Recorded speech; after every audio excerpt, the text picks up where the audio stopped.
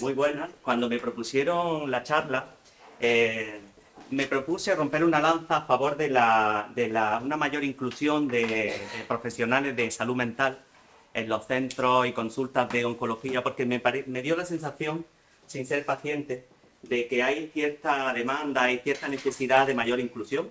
En parte, estamos en una sociedad en la que parece que sigue habiendo cierto estigma social en la salud mental, en la psicología, y eso contribuye a la degradación de la profesión, de forma que quise contribuir de alguna manera a una propuesta de una mayor inclusión de asesoramiento de salud mental, porque de hecho encontré varios estudios, uno de ellos de la doctora Han, que a continuación, un poquito más adelante también referiré, en el que en algunos casos más del 20% de las visitas que se hacían a oncología eran por aspectos de salud mental, del tipo de sintomatología cercana a la depresión o parecida a la depresión, en todo el espectro que hay de depresión, que es muy amplio y poco preciso para una persona oriunda del tema. Y claro, los profesionales de oncología no siempre tienen las herramientas necesarias para determinadas peculiaridades de determinadas pacientes. En cualquier caso, esta intervención es una rotura de lanza a favor de los profesionales de la psicología, de una mayor inclusión de salud mental, partiendo del área que yo conozco. Yo soy docente de bioquímica y quise partir de la parte bioquímica. En cualquier caso, también quise partir por el público, el perfil de público que sospechaba, de aspectos generales del día a día que están relacionados con la química.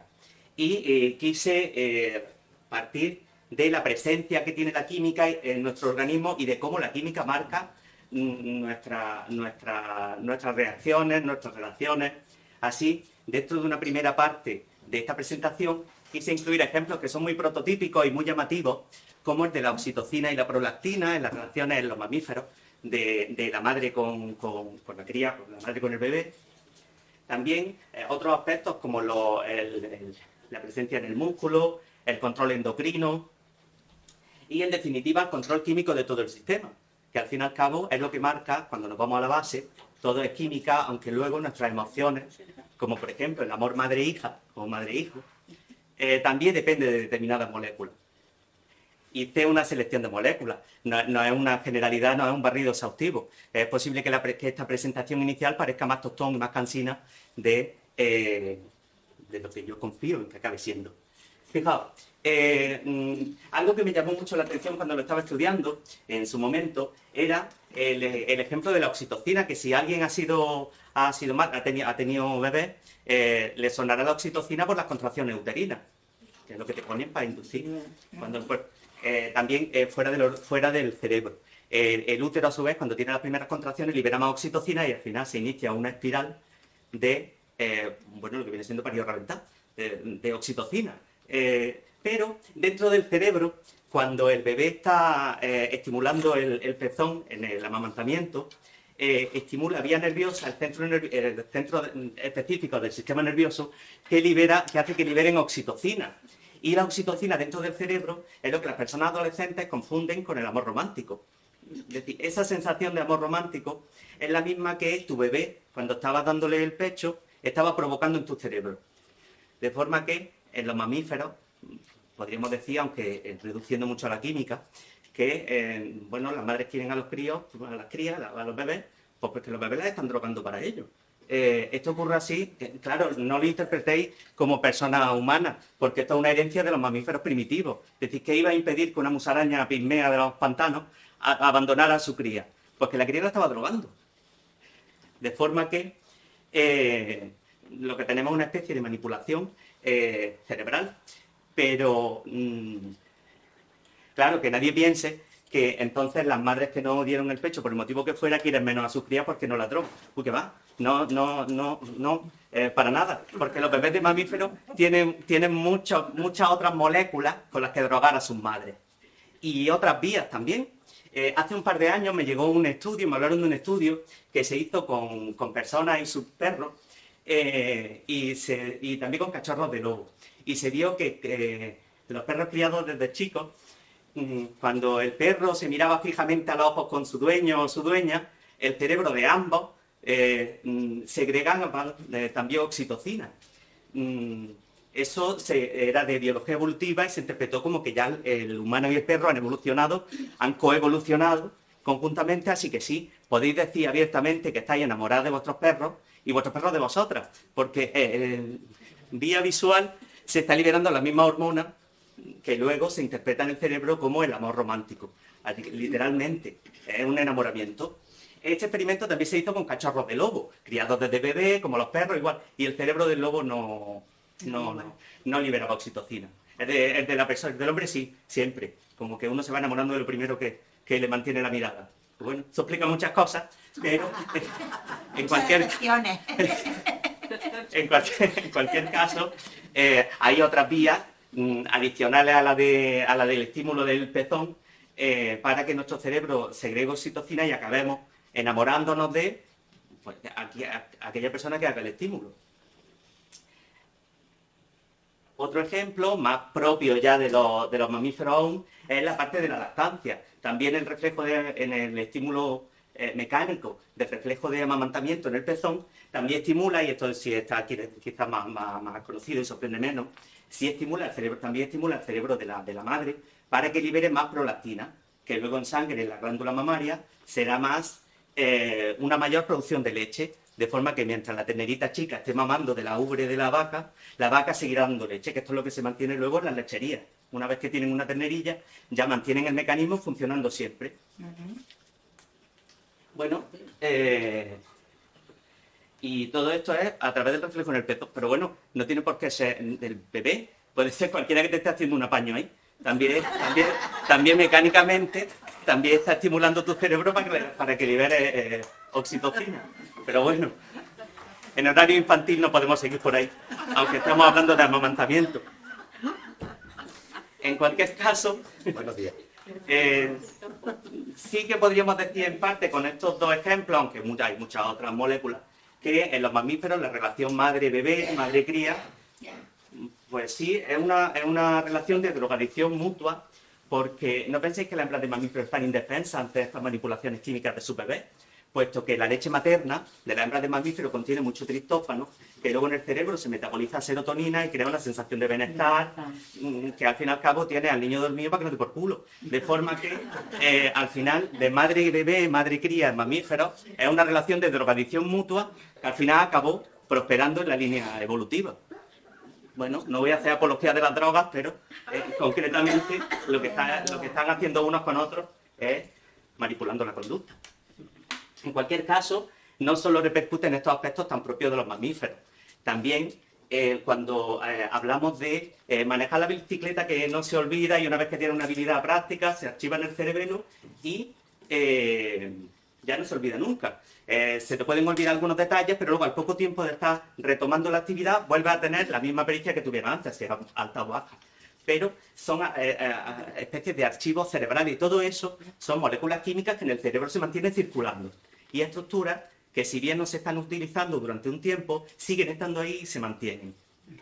También cuando te apuntas en el gimnasio, quien lo haga, cuando hablan de remojándonos en el gimnasio, o una persona que fue deportista durante mucho tiempo y luego lo dejó por una lesión, por lo que fuera, cuando retoma la actividad física, recupera de una manera mucho más rápida y tiene más efecto, pues un poquito más engrosamiento muscular, más habilidad, porque claro, cuando tú has estado manteniendo una estructura un poquito más desarrollada durante un tiempo, aunque luego dejes de hacerlo, eso menguará algo, pero no mengua hasta cero, de forma que siempre queda un trasfondo de estructuración y de producción de enzimas, y al fin y al cabo seguimos hablando de química.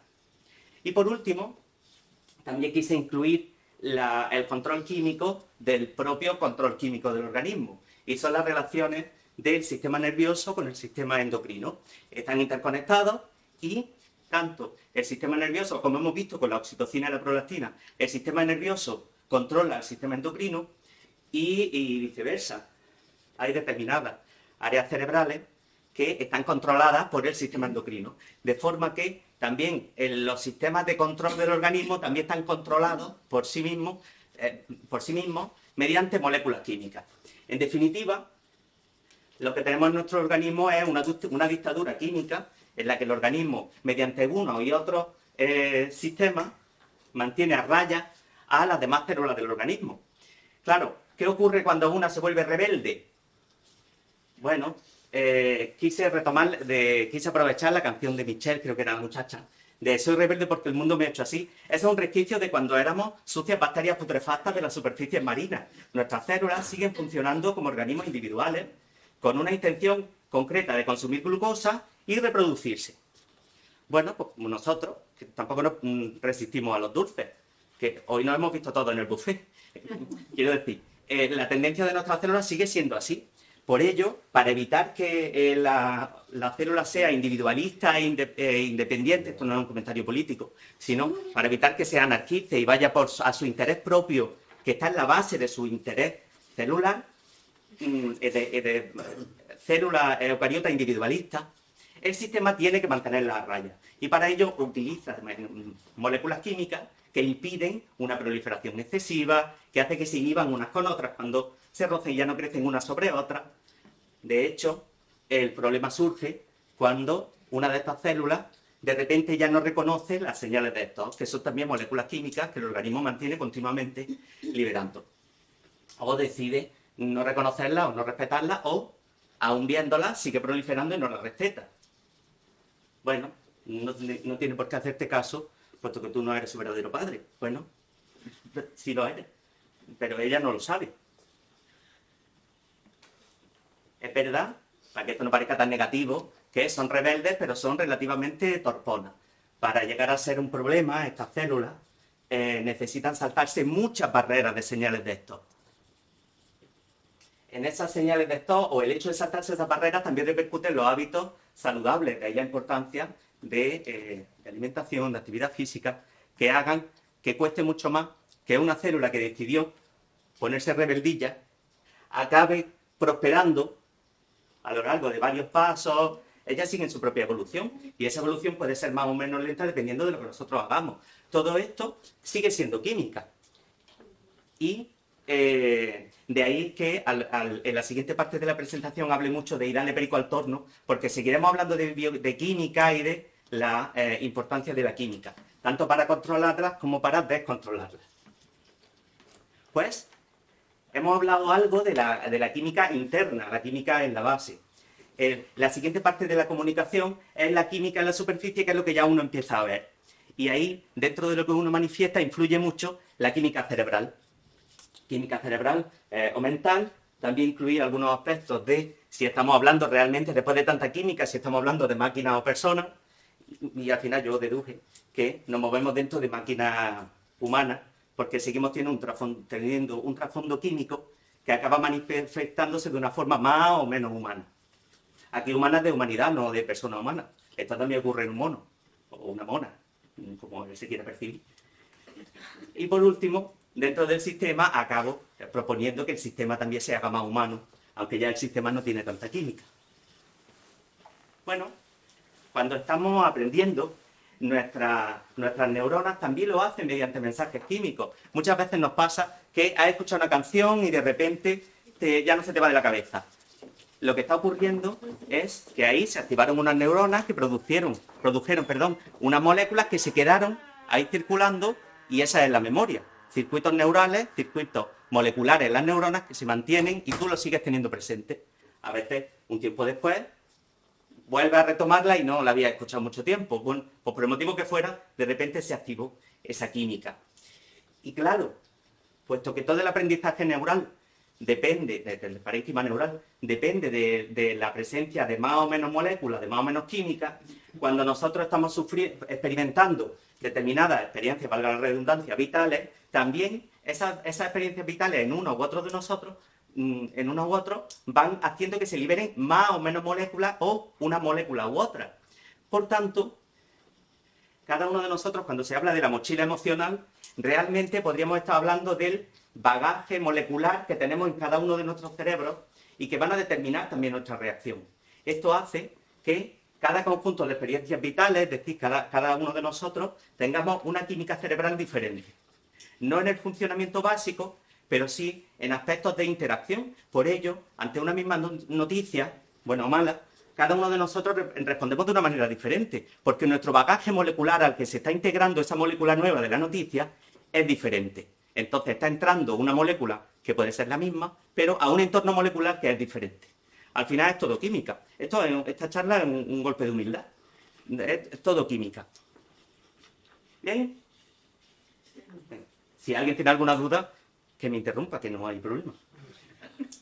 Bueno, claro, cuando las noticias son malas, podemos estar hablando de heridas que no son más que agresiones a nuestras células, química o molecular o biológicamente incluso. Y muchas veces son heridas que parecen invisibles, pero nunca lo son. Tarde o temprano se acaban manifestando. De hecho, más que invisibles, yo me movería más cuando hablamos de daño crónico, de perjuicio de estar dándole vuelta a la cabeza durante mucho tiempo, por el motivo que sea, más que invisible, más bien me da la sensación de que muchas veces es que está asumido. Es decir, bueno, ¿la persona está realmente recuperada? Pues en un estudio se vio que cuando se hicieron, en un estudio de salud mental, cuando se hicieron cuestionarios sobre situaciones personales relacionadas con ansiedad o depresión, se vio que un 25% de las personas que no manifestaban ninguna sensación más que lo que parece normal, que ahora hablaré de ese normal, el peligroso que puede ser, un 25% tenían problemas relacionados de salud mental, relacionados con ansiedad, depresión, malestar, cansancio, insomnio o dificultad para concentrarse. Así, tenemos que tener en cuenta que como cada uno eso, y además, como cada uno de nosotros tenemos una química diferente, cada uno de nosotros tendríamos que tener un asesoramiento diferente y un seguimiento diferente. Por ello, considero que son muy necesarias la figura de salud mental específica para cada paciente, porque hay aspectos que pueden ser comunes y compartidos y aspectos que no, que son específicos de lo que tú hayas vivido a lo largo de tu vida, pues como cuando tu madre te dejaba en el colegio, ahí estabas viviendo abandono. Y eso queda luego guardado.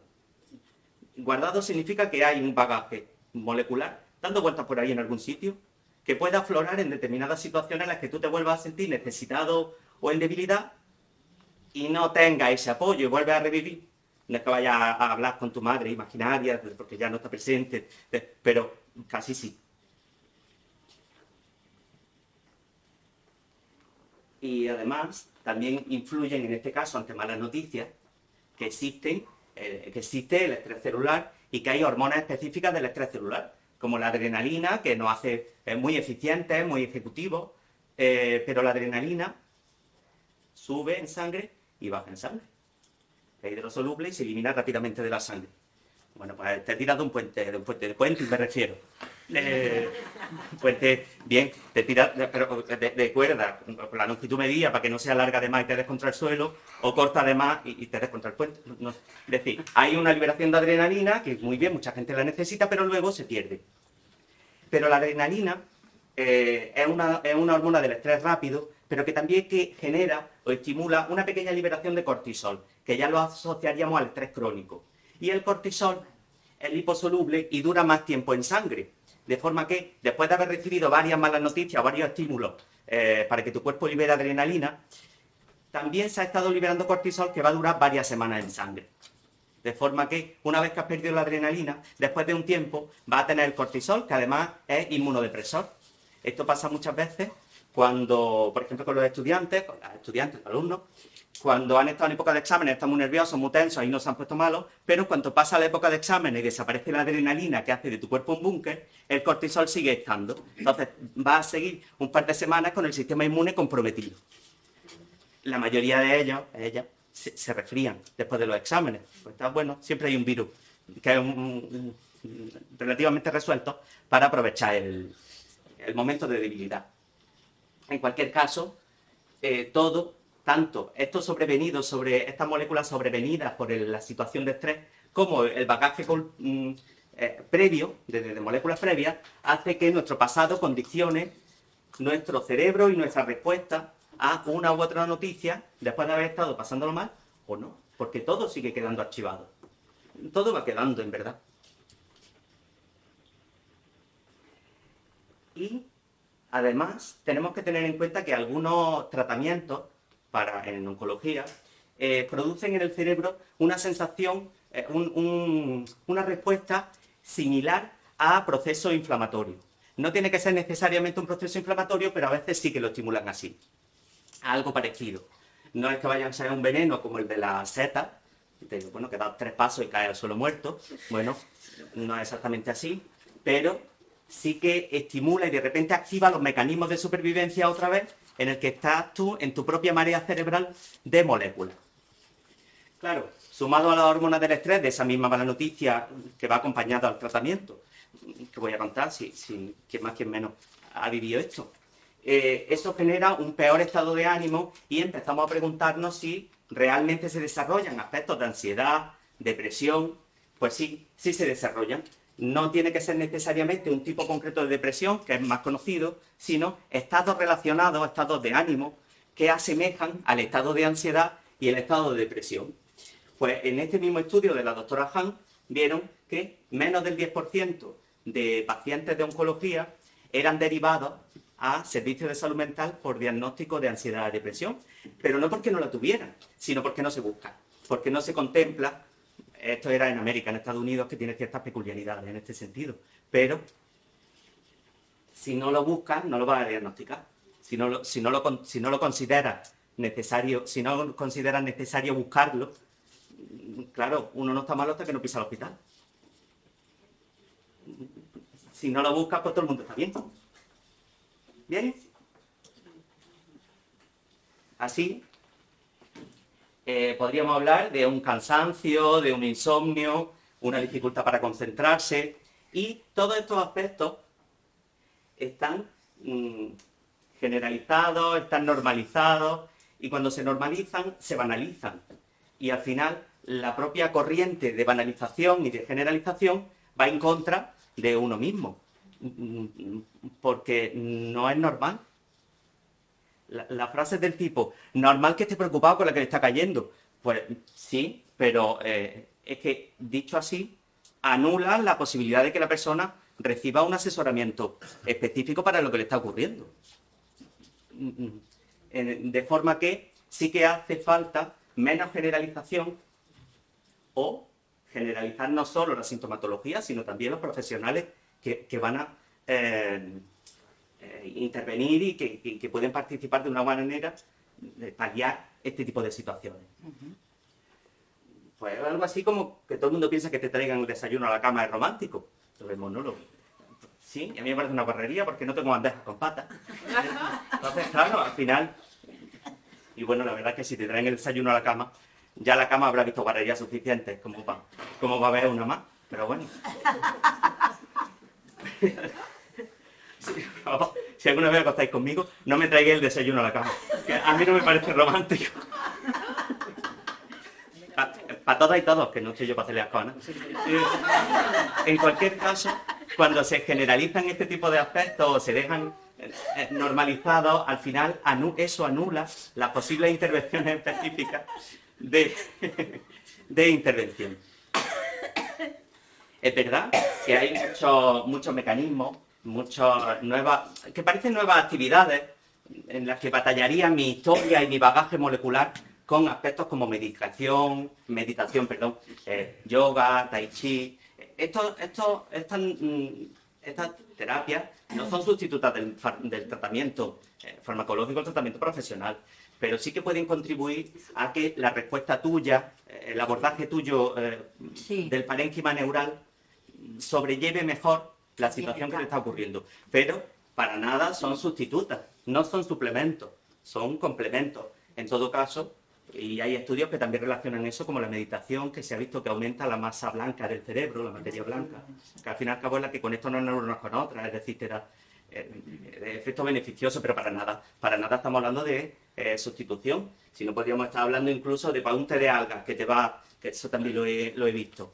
Un té. Sí, así. Se han inventado un té con la guarrería esa que se te pega en el pie cuando vas a la playa. Pues bueno, ya tengo yo que verme necesitado. Claro, es que hay que hagan los peces, tú vas a chupar eso. Bueno, no me extraña que se hagan los tés con agua hirviendo, pero yo le echaría hasta lejía. En cualquier caso, hay muchas de estas acciones que a las que se puede recurrir, teniendo muy claro que no son sustitutas, no son suplementos en todo caso, o complementos, pero no son sustitutas. En cualquier caso, estamos hablando mucho de química y, como empecé hablando de los orígenes de los mamíferos, podríamos estar llegando a aspectos del tipo, estamos hablando de la química viejuna de toda la vida o de la nueva química. Es la misma. De hecho, sigue siendo la misma que nos trajo aquí. Evolutivamente seguimos, desde el punto de vista químico, seguimos igual. Solo que ahora nuestras células están coordinadas entre ellas, pero su intención última es individualista. Por eso tienen que estar controladas. Y también es química los aspectos relacionados con que la persona se sienta escuchada, que es una demanda muy popular y muy frecuente en determinadas situaciones de salud. De hecho, en otro estudio se preguntaba a la gente, bueno, en varios estudios, y el compendio fue menor del 10%, en los mejores, en los más altos, era una demanda y menos del 10% de las personas entrevistadas en patologías crónicas, de tipo oncología, se habían sentido realmente escuchadas. Y esto es muy triste, porque que tú te sientas escuchado es algo relativamente fácil de conseguir por los demás. Por el motivo que sea, esto es casi una petición. Es decir, sentirse escuchado no cuesta nada. Igual que cuando haces un regalo para una persona, el hecho de meterlo en una cesta cambia totalmente el mensaje. Pues tú coges 4 flores chuchurrías y las metes en una cesta y automáticamente ya tienes un buqué para el baño. O tú arremolinas un puñado de frutas y si las echas en una cesta, automáticamente tienes una cesta frugal para una tía abuela, para su cumpleaños. Bueno, claro, mi favorito. Tú coges a un niño chico, lo echas en una cesta y automáticamente tienes un salvador para el pueblo hebreo. Es decir, y todo lo cambia a la cesta. Tú puedes coger una esponja y un par de jabones y lo echas en una cesta y lo que está diciendo el mensaje es mímate, date un capricho. Ahora, tú coges un puñado de jabón, tú coges unos jabones y una esponja, que dan asco aunque sean nuevas. Tú coges una esponja y se la regalas a alguien sin cesta y lo que estás diciendo es, lávate, piensa en los demás. Claro. Pues es el detalle de la cesta porque el regalo sigue siendo el mismo. Este tipo de detalles no cuestan mucho y es una de las demandas más populares en personas que están pasando por este tipo de situaciones. De forma que, dentro de la propuesta de un sistema más humano, pues yo no enfrentaría a psicología versus oncología o unidades de salud mental versus oncología, sino que me movería dentro, puesto que el nivel mío de trabajo es la química, me movería dentro de que son complementarias, porque ambos abordajes contribuyen a un mismo entorno bioquímico. Y así acabo proponiendo, como el estudio de la doctora Han, que se contemple la posibilidad de incluir más unidades de salud mental. Así, no queda más que mostrar las referencias del trabajo, sobre todo este, de divulgación, fue muy bueno, a mi juicio, las referencias de las imágenes, y daros las gracias a la universidad por la que estoy aquí, a la GEPA, que es Begoña Barragán y su equipo, a la Asociación Canaria de Cáncer de Mama y Ginecológico, de Marisa, Patricia y su equipo, que al fin y al cabo estoy aquí por ella, y, bueno, a todas combatientes que siguen en la batalla. Muy bien. Y muchas gracias.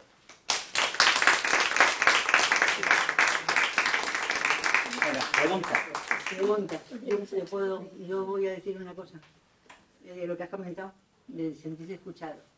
Hay un problema siempre que las asociaciones siempre comentamos, conocemos con nosotras mismas como personas con cáncer, en mi caso de mama, y es que muchas amistades se pierden en el camino. Pero no porque no te quieran, es que no saben cómo hablar contigo. Entonces también eso es una decepción, piensan que no te quieren y no te das cuenta que lo que no saben es cómo enfrentarse, que te preguntan. Entonces, sentirse escuchada, nosotros lo decimos que es verdad, porque mucha gente perdemos en el camino, que nos da mucha pena, que es porque no ha habido comunicación, porque no saben qué preguntarte. Y si hablas de eso, dicen, no llores, déjalo, no, hablamos de otra cosa. Ya. ¿Tú quieres hablar de eso? Y tú lo que necesitas es hablar de eso. Pero sí que hay gente que se cree que le va a pegar cáncer. Es que es así. Bueno, es en parte parecido a lo del desayuno en la cama. Tú puedes pensar que es romántico y me vienes con... Y me vienes con el desayuno pensando que estás teniendo un detalle conmigo y a mí me parece un compromiso. Y a lo mejor tú lo necesitas, yo lo necesito, uno no habla por el otro. Claro, a mí me ha pasado, yo tengo familiares que han pasado por el trance de mama y no sabes lo que necesitas, lo que estás es dispuesto para cuando te llaman, pues estás abierto a cualquier pregunta. Mi tía cada vez que va a alguna prueba me llama, me informa, mira, va todo bien, me van a hacer una prueba nueva la semana que viene, porque han visto algo raro, que dicen que no puede ser nada, pero mejor verás, mejor porque evidentemente mejor sabes que no sabes y me hacen la prueba. Estoy para eso, o para preguntarle de vez en cuando, le mando un muñequito de corazón, para del besito corazón este en WhatsApp, porque si la pilla en el momento en el que quiera hablar, pues sabe que estoy disponible. O me devuelve con un corazoncillo, porque no me cuesta mucho, en verdad. Yo no soy mucho de manifestar sentimientos, ni me da mi cosa, pero eso no me cuesta nada. Y a lo mejor eso que es una tontería, para ella no es una tontería. Claro, estoy aquí, es un mensaje de estoy aquí, Sí. para cuando tú quieras. Sí. Y en el sistema de salud, igual vas al oncólogo, yo en mi caso a la dermatóloga, y si tú le estás indicando pues tus síntomas y ella está tecleando en el ordenador, pues no te sientes escuchada. Claro, para mí es muy fácil hacer una propuesta de este tipo, porque estoy en un foro amable para ello, pero ¿hasta qué punto la administración está dispuesta a permitirse, mejor dicho, que esa persona tenga menos pacientes, pero le pueda dedicar más tiempo a ellos? Porque en la historia clínica podrían estar perfectamente grabándolo, o una persona de auxiliar administrativo tomando nota, porque es algo mecánico y robótico, mientras el médico te está mirando y no quedándose solo con lo que tú le vas diciendo. Claro, para mí es muy fácil hablar desde aquí. No sé cuánto eso, si el sistema sería eso abordable. Lo que yo haría si estuviera en la situación, que no lo estoy, y yo sé que estas cosas no se pueden decir porque uno no sabe cómo reaccionar, porque uno no sabe el bagaje molecular que lleva debajo. Sabe lo que te ha pasado, pero no cuánto lleva archivado ahí. Buscaría la respuesta de asesoramiento en cualquier sitio, o lo demandaría, pero es que yo no sé hasta qué punto los profesionales de oncología se pueden permitir estar más tiempo contigo sabiendo que es lo correcto, cuando luego tienen otros muchos... Es que es la situación, porque hablar del trabajo de otro cuando yo no tengo esa profesión, es complicado. Me parece muy triste lo que me estás contando, porque se supone que la sociedad va avanzando, que se va tecnificando y todo eso permitiría más tiempo libre. Pero si luego no lo estáis viviendo en el día a día, pues sí que está fallando el sistema en ese sentido. Pero claro, yo no puedo dar la solución porque no es el área. Pero por eso se me ocurrió esta charla, porque es una demanda que llevo escuchando muchos años. ¿Pero qué propone? ¿Que se tratara químicamente a todos los pacientes, como habla de bioquímica, Sí. o que hubiera más unidades de atención psico-oncológica en hospitales públicos? Más unidades de atención, salud mental, no es psiquiatría que te dan el médico. No. Porque muchas veces lo que necesitas no es que te den eso. Ya. Lo que necesitas, a veces tú lo único que necesitas es hablar. Pero es que para que tú hayas cubierto tu necesidad de hablar, esa persona tiene que estar 1 hora, 2 horas hablando contigo. Y a lo mejor esa persona no puede hacerlo. Yo propondría, parto de la química, porque por el estigma que tiene la salud mental en la sociedad. Porque ¿quién no ha pensado en algún momento, o ha hablado con alguien, que en algún momento ha pensado que el psicólogo no es más que un cantapañana? Sí. Que te Sí, ponen que en no el vale diván, para nada. claro, que no sirve para Y nada. más de la seguridad social. Bueno, que te montan, te tumban en el diván, que ya no existe, el diván, y tú soltando el rollo y él mientras apuntando cosas, o que él mientras está dibujando gatos en un papel, tú no lo sabes. Pero es que eso es a lo mejor lo que tú necesitas, desahogarte para contarlo. Sí, sí, sí.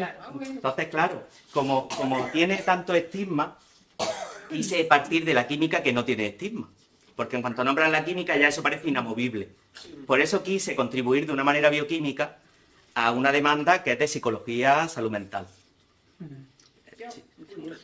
Vale. Habla de la psicóloga, de la que es la asociación oncológica extremeña. Tenemos 20. Qué bien. Yo soy igual, Igual en mi vida. Es la asociación Ni la Asociación Española del Cáncer tiene eso, ni la sede. Como mucho tienen una o dos.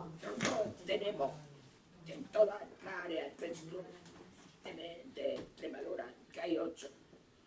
Bueno, hay ahora en otro hospital. Tenemos psicóloga con un convenio hecho con el sistema extremeño de salud, con lo cual nos dean una consulta y el oncólogo deriva a los pacientes. Cuando le mandan la pobre que está mal, no la familia, se lo comunica que no lo encuentra bien. Y te atiende, está allí, está el enfermo, ya los familiares. Y luego, 2 días de semana, la misma psicóloga a la sede y atiende a los pacientes que ya van mejorando, porque no me lo quieren ir ya al hospital.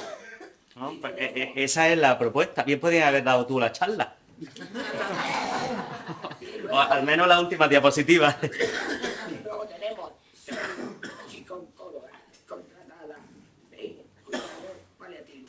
Y la española contra el cáncer tiene 2. Un cáncer de enfermedad. Y nosotros tenemos 6. Tan importante. Cuidados paliativos. Tenemos 6. Ah, importante también. Nosotros que son 8 áreas de salud y luego dentro de las 8 áreas todos los dispositivos de los psicólogos están derivados de la asociación a los hospitales para seguir al paciente, como ha dicho Manuel. Y llevamos oncología y también llevamos oncología infantil. Claro, o sea, que también llevamos oncología infantil. Pues sí, es un ejemplo que es punta de lanza también, que es abanderado, porque no es lo por lo que yo tengo entendido no es lo habitual. No, la idea de la asociación cuando se hizo los convenios, crear la necesidad de la figura de la psicóloga del hospital. Pero respuesta de la administración que le sale tan barata con la miseria de estar grabando, pero bueno, con el poco dinero que nos dan la subvención que nosotros tenemos que suplir con los eventos, salas y como cualquier hijo de vecino de aquí. Pues sí, pues 20. De Sí. todas formas, perdón, tranquilo. No, que vos tocabas un punto importante de la normalización, porque como pacientes, si nos llegan a los grupos de pacientes allá en Costa Rica y nos dicen, estoy con insomnio, estoy, no sé, con dolor, por ejemplo, y creen que es normal aceptar eso. Y no, el tiempo con el médico no es allá. Por ejemplo, el médico tiene 15 minutos para atender al paciente. Eso es una fortuna. Sí, nosotros, no, poniendo mucho, ¿verdad? Pero nosotros como agrupación logramos entrar dentro del hospital y es como ese bracito que podemos brindar, ¿verdad? Esa ayuda de escucha, que decís vos. Pero ellos aún así sienten que es normal, o sea, es normal sentir dolor y que no pueden buscar ayuda, o que el insomnio. Eso te queda normalizado. Sí, es que para el insomnio te dan la Lo pastillita. normalizan. Para el dolor también una pastillita, o sea, no te mandan a... Bueno, tenemos tarea por delante. Sí. Creo que hay una cosa Y muy de todas importante. formas- ¿Está hablando ya todavía? No, es otra muchacha. De todas formas, referente a lo de los psicólogos en la seguridad social, ya no enfermedad o no enfermedad, lo que hay que demandar a nivel de pacientes generales es que haya más plazas de psicólogos. Sí. Es que los psicólogos no pueden estar con una persona 1 hora en la consulta porque son mínimas las plazas que hay. Sí, sí. Tienen que crear más plazas de psicólogos a nivel nacional. En el Sistema Nacional de Salud es que no existen plazas de psicólogos públicos. Cada 7 meses. Sí, es cuestión de agente activo, de personal. Sí, sí, sí. Sí. Que en los hospitales públicos es que no hay psicólogos, porque lo que hay es psicólogos que dependen del servicio de psiquiatría. Sí. Y esos mismos psicólogos son a los que envían a tratar a los pacientes oncológicos. Pero sí que hemos visto en la asociación, sobre todo cuando la gente necesita hablar. Pero cuando te llegan, hay que saber respetar los silencios. O sea, ya tú te das cuenta cuando la paciente en ese momento quiere hablar, pero no está preparada para empezar.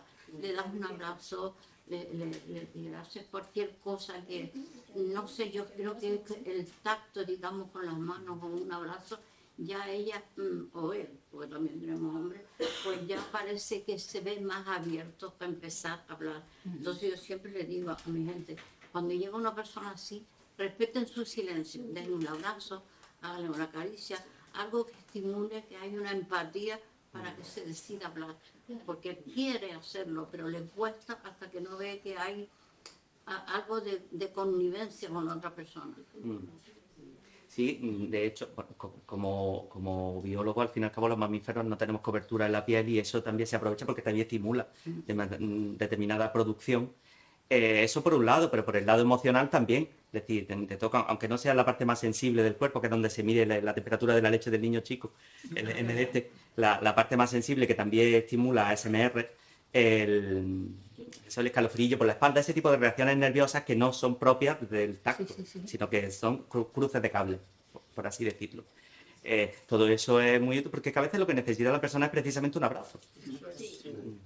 Es lo primero que debes hacer cuando llegan, porque claro, nosotros solemos estar abiertos de 8 de la mañana a 8 de la tarde. ¿Por qué? Porque muchas veces en la hora del mediodía, cuando se cierra, cuando los médicos le acaban de dar la noticia a una persona, le han diagnosticado y te vienen desesperados, claro. Más las familias muchas veces que se ponen por detrás, aparecen, como digo yo, aparecen helicópteros, ¿no? O sea, haciéndote señas para que tú no hables con realidades a la paciente.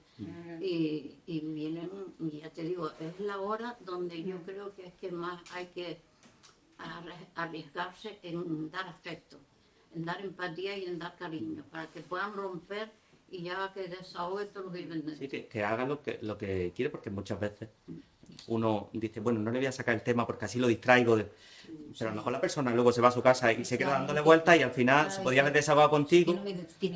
Y muchas veces, porque la familia, la gente que estamos alrededor, también somos pacientes.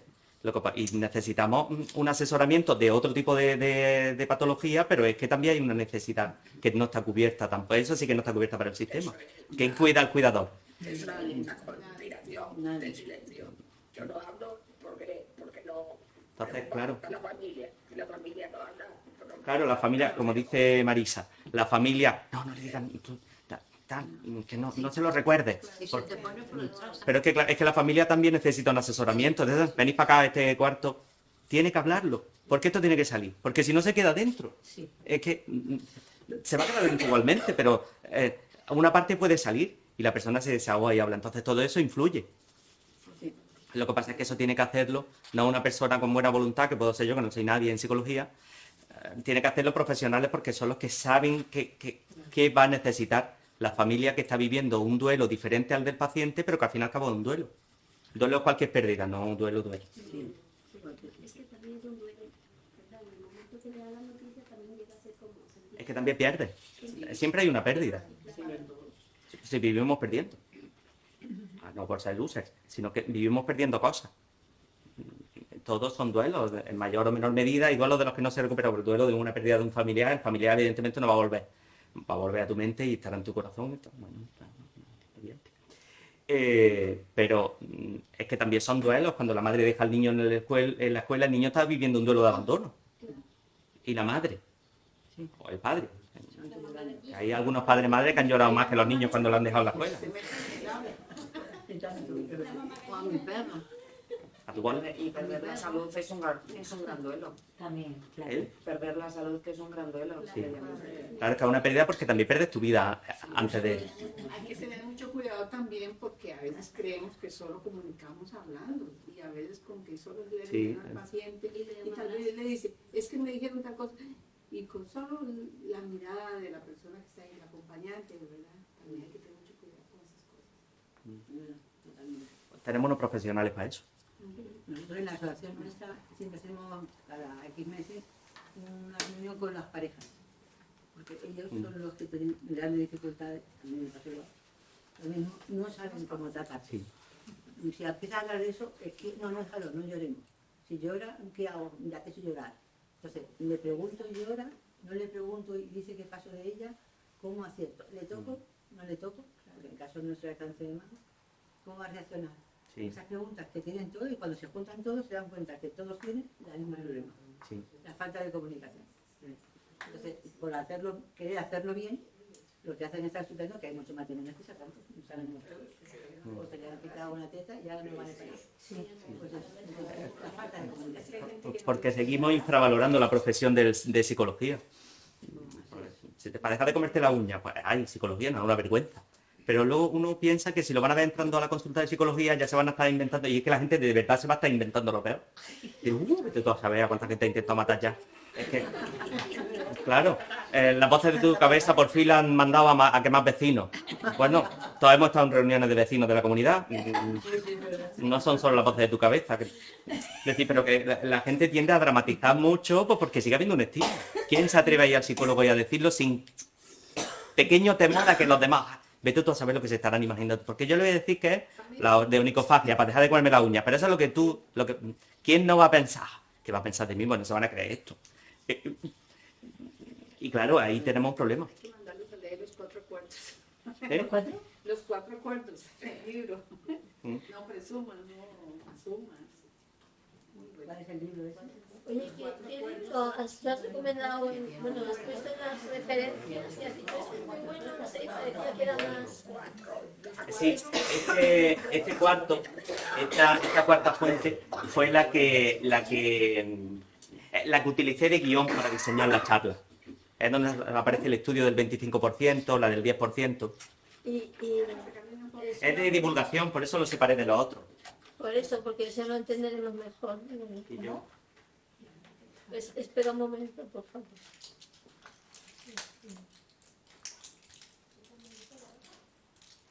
Ah, pues sí, no, sí, no. Gracias. No lo quité. Yo sí me puedo quitar. Llevo una hora metiendo barriga y ya no puedo respirar.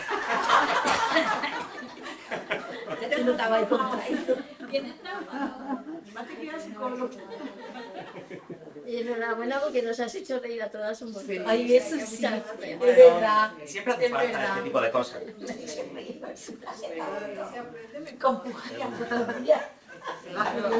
Así entra todo. Voy como el corazón, pensaba siempre que mi corazón sufre, que el corazón ama. Mentiras, las células y el... Todo química, manipulación. Me voy cambiando el También pensaba que quería a tu hijo si lo tenía. Y lo que es que estaba droga perdida. Claro, porque ¿qué madre, sobre todo madre española, de Mediterránea, latina? Cuando la madre dice que quiere al hijo, primero porque legalmente está obligada a ello. Y socialmente también, y segundo porque el niño nace la tiene hasta arriba de droga. Imagínate, nunca había pensado eso, se me ha ocurrido. Pues ya sabes que te manipulan. Ya puedes echárselo en cara si lo tienes. Del pie. Dile que vas a cambiar de camello, que ahora el apaño en el pezón te lo va a hacer el profesor. Porque es mecánico, no tiene que ver. Disculpe, tengo una pregunta, que todas en tus diferentes diapositivas decía al final, dale perico al torno, ¿qué significa? Cosas ricas. Dale perico. En los tornos de mecánica, darle perico al torno es, puede ser de alfarería también, que es el torno que da vuelta, y es darle otra vez y otra vez, es darle vuelta. El perico es un nombre propio. Y sí, también puse la imagen de perico, es de homenaje a mi abuelo, que ya no está. Era mecánico de coche. El torno es esta máquina.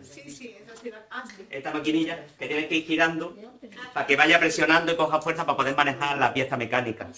De metal casi siempre, pero a veces también madera. Es de homenaje a mi abuelo Antonio, que ya no está en el mundo. Sí está, pero que no. Bueno, eso era cuando estaban vivos también, porque el hombre era muy callado, muy tranquilo. Ellos tienen un nombre para los psicólogos. ¿Cómo le llamabas tú? ¿Cómo le llamas? ¿Cómo le llamaban ustedes si era psicólogo? Muy raro que me reían. A él, que tiene que ir a... No, me va psicólogo.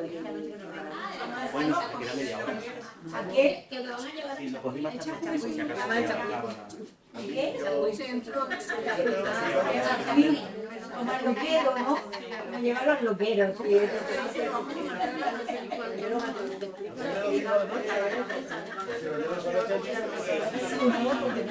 Y al mismo tiempo y otra vez con la química y otra vez con la química, aplicado todo con la química.